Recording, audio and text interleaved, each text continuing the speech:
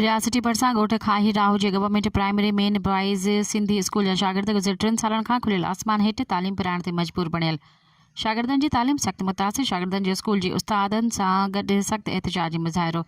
Notice वठी building समेत बुनियादी सहूलियतूं ॾिनियूं वञनि। इन सिलसिले में स्कूल जे हेड मास्तर अली मोहम्मद लाड़क, उस्ताद मोहम्मद सालेह मेमण, ज़ाहिद हुसैन भुट्टो, अब्दुल रहीम ख़ासकेली, सैयद कामिल शाह, शागिर्दनि राहिब अली शाह, मुज़हर शाह, आयान हुसैन, लाड़ा ग़ुलाम नबी रिंद ऐं ॿियनि एहतिजाज कयो। इन मौक़े ते हुननि चयो त हीउ क़दीमी स्कूल 1996 जो आहे, जंहिंजो पुराणी बिल्डिंग 2022 जी बरसाति ऐं ॿोॾ में डही पट पइजी वई हुई, जंहिंखां पोइ हिन महिल ताईं स्कूल जी बिल्डिंग ठही नाहे सघी।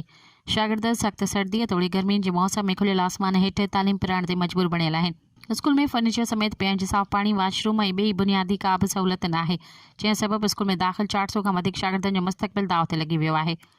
इन सिलसिले में शागिर्दनि ॿुधायो त असां सख़्तु सर्दीअ में बिल्डिंग न हुजण करे खुलियल आसमान हेठि सर्दी में वेही तालीम पिरायूं था। असां सर्दी में बिल्डिंग न हुजण सबबि खुलियल आसमान हेठि सर्दीअ में वेही तालीम पिरायूं था। असां सर्दीअ सबबि बीमार थी वञूं था। पढ़ाई पिणु सख़्तु मुतासिर थी रही आहे। हुननि तालीम खाते जे वज़ीर सैयद सरदार अली शाह, चीफ सेक्रेटरी सिंध, तालीम खाते जे secretary DO educate deputy commissioner Rishav Firoz समेत वसवारनि खे अपील कंदे चयो आहे त फौरी तौर ते नोटिस वठी बिल्डिंग समेत बुनियादी सहूलियतूं ॾिनियूं वञनि, जीअं बहितर नमूने सां तालीम हासिल करे सघूं। सब्सक्राइब कयो अवामी न्यूज़ HD खे ऐं ताज़ा तरीन ख़बरुनि लाइ ॾिसंदा रहो अवामी न्यूज़ HD।